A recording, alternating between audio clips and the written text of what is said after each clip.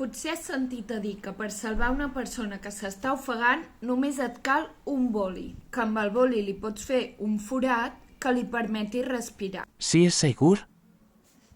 La pell del coll és bastant resistent i per arribar a la tràquea el forat hauria d'anar prou endins. De fet, el boli es podria trencar mentre intentes fer el forat. Però assumim que s'ha pogut fer la incisió.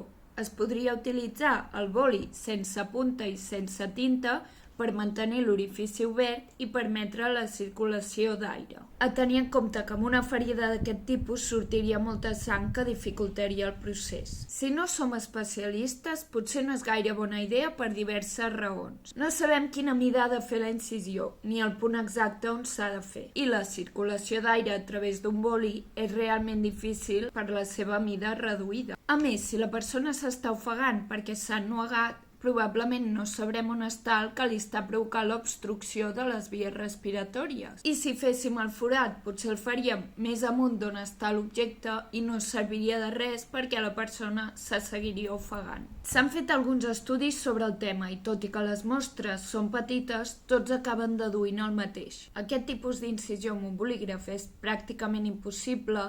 El bolígraf no permetria la correcta circulació de l'aire i a més el lligament del coll és massa fort com per travessar-lo amb un boli. Contràriament a la creença popular, la majoria de bolígrafs semblen inadequats per a aquest ús. És a dir, que tot i que hi hagi una possibilitat remota de que funcioni, n'hi ha moltes més de que vagi malament, sobretot si no ets especialista. No toquis, per què toques?